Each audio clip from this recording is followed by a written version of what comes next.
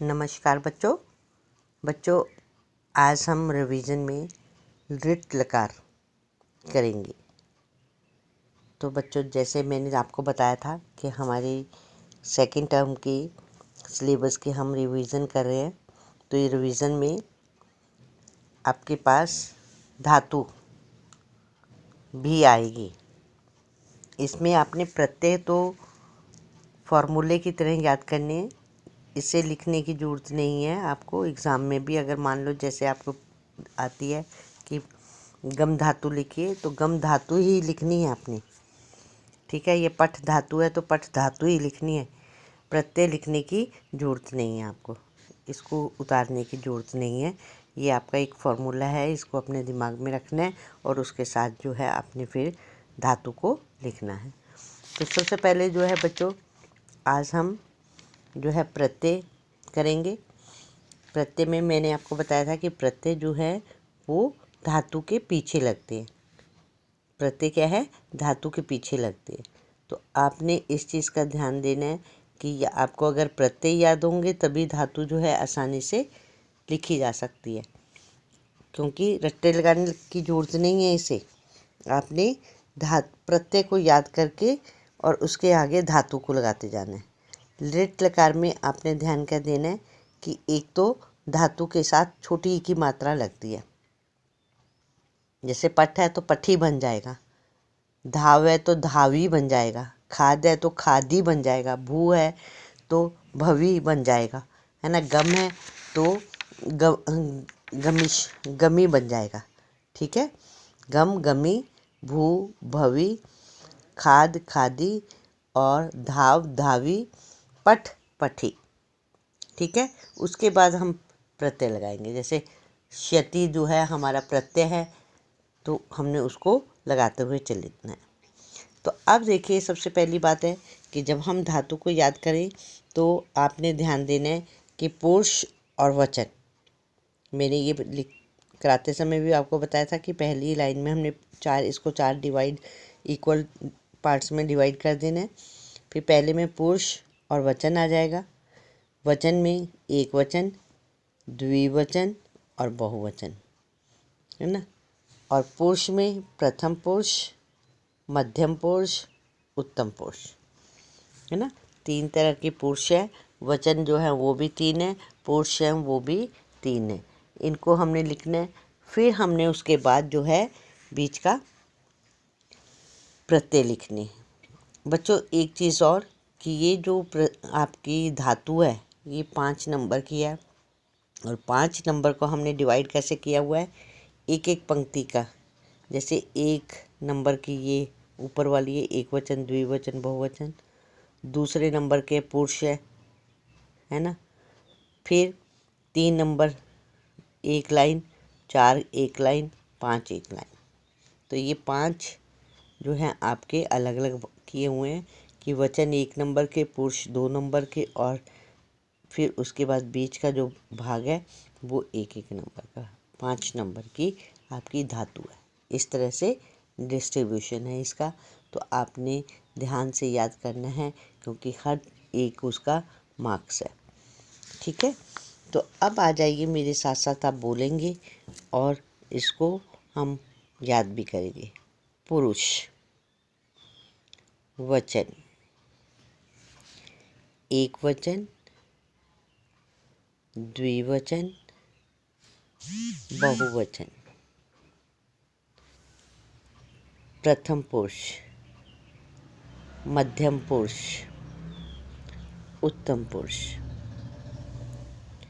अब आएगा यहाँ पर हम प्रत्यय इसके। क्षति, क्षतः, क्षयन्ति, क्षयति, क्षयतः, क्षयन्ति,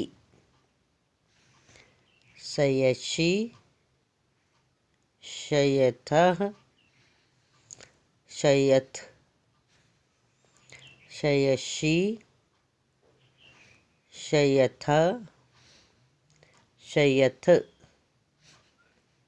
क्षयामि, क्षयावः, क्षयामः, अब देखो यहाँ पर हमने विसर्गे जो हमने लगाई हैं उसका आपने ध्यान देना है कि कहाँ कहाँ लगी है। द्विवचन में तीनों उसमें लगी है, बहुवचन में एक जगह लगी है, और एक वचन में कहीं पर भी विसर्ग नहीं आ रही।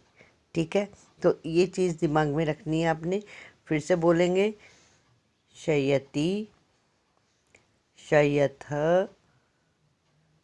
शयन्ति, शयसि, शयथः, शयथ,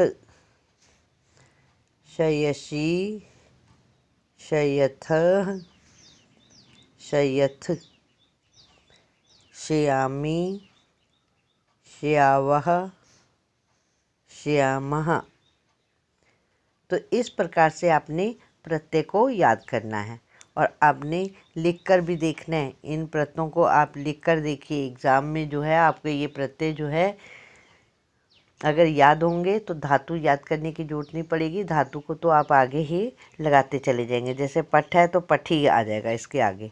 हमने अब मैं जब ये तुम्हें बता रही हूँ पठ धातु हम लिख रहे हैं तो पठ धातु को पढ़ना बोलते हैं। ऐसे ही आपने लिखना है। जो भी धातु दी होगी आपकी 5 धातु करवाई हैं तो 5 में से कोई एक आ सकती है।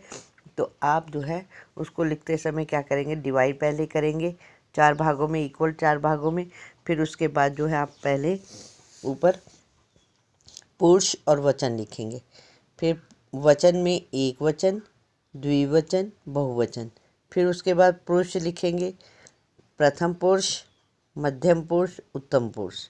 अब आपने जो है धातु लिखनी है। धातु में मैंने बताया था आपको पठ के साथ ठग में छोटी ई की मात्रा लग जाएगी, पठी बन जाएगा। तो कैसे, हमने जब पठी के साथ हमने प्रत्यय लगाने, पहले हम शयति, शयतः, शयन्ति, इसको थोड़ा सा लास्ट में करके लिखेंगे जिससे कि आगे पठी लगा सको आप, है ना। फिर बाद में पहले सबसे पहले आप जो है इसका फार्मूला लिख लो पीछे, जैसे मैंने पहले बताया था आपको, शयति, शयतः, शयन्ति, शयसि, शयथः, शयथ, श्यामि, श्यावः, श्यामः। तो ये अगर आपने प्रत्यय लिख लिए, अब इसके आगे हम जो है पठी को लगाते चलेंगे। पठी, पठी, शयन्ति, पठिष्यति, पठिष्यतः, पठिष्यन्ति। फिर से देख लीजिए, पठिष्यति, पठिष्यतः, पठिष्यन्ति। फिर पठिष्यसि, पठिष्यथ, पठिष्यथ, पठिष्यसि, पठिष्यथ, पठिष्यथ। नेक्स्ट है उत्तम पुरुष में, पठिष्यामि, पठिष्यावः, पठिष्यामः, पठिष्यामि, पठिष्यावः, पठिष्यामः। इस प्रकार से आपने इसको पढ़ना भी है और याद भी करना है। तो बच्चों, आपने ये देखा कि आपने प्रत्यय याद किए, उसको लिख कर देखा, इनको 4 इक्वल भाग में डिवाइड किया, और उसके बाद जो है आपने वचन और पुरुष इसको लिखा, और बाद में जो है आपने फार्मूला लिखा, शयति, शयतः, शयन्ति, शयसि, शयथः, शयथ, श्यामि, श्यावः, श्यामः। ठीक है, इसको लिखा। फिर उसके बाद हमने पठ धातु की, पठ धातु को बोलते हैं, पठ का मतलब पढ़ना। तो फिर इसमें हमने पुरुष लिखे, वचन लिखे, और फिर पठ धातु के साथ हमने शयति प्रत्यय लगाए। पठिष्यति, पठिष्यतः, पठिष्यन्ति, पठिष्यसि, पठिष्यथः, पठिष्यथ, पठिष्यामि, पठिष्यावः, पठिष्यामः, पठिष्यन्ति, पठिष्यतः, पठिष्यन्ति, पठिष्यसि, पठिष्यथः, पठिष्यथ, पठिष्यामि, पठिष्यावः, पठिष्यामः।